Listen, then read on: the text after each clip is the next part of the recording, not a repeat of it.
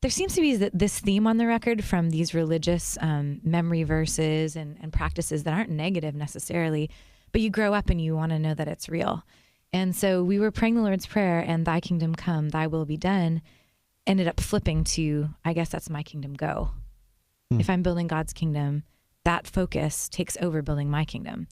And I think for us, when we had worked so hard to get here, we really did. I mean, we were not the American Idol, Canadian Idol, and that's a great story. It just was not our story. We'd sacrificed and worked our butts off to get here. And of course, submitting to God throughout it all, but we were building something. And so to get here and go, wow, I mean, we saw it crumble and fall a few times to the point where we knew that to have the world and to have this, dream fulfilled, but not have God in the middle of it was completely useless and empty.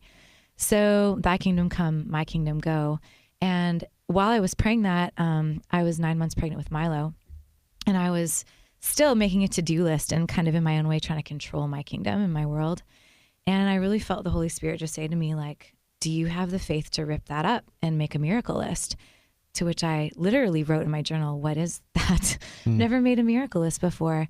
And it was really just the Holy Spirit saying, can you shift your focus off your kingdom, off of what you can do and accomplish, and shift it to me, and actually have eyes to see what I want to do through your family on the road. That's your ministry. Being on stage is fine, but having your kids on the road, being parents on the road, and letting me work through you is what people are going to see and notice. And I can't even begin to tell you the amount of things we are now in tune with that we missed before. Big and small miracles, And so now we literally go to a show and pray that the Lord would show us what he's up to. I mean, we have a front row seat to everyone at our show that's being literally changed and transformed. And afterwards, they tell us their stories and we write them down and we celebrate our miracle list. Yeah, that's kind of a interesting concept, especially in such a busy world. Yeah. Like, I know I'm busy. My wife's busy. We're all busy. We all have stuff going on. But I feel like sometimes we can get so busy that we just miss little miracles around us, or we miss what God is doing. Was that kind of That's mindset behind your to-do list, ripping it up? Yeah, exactly.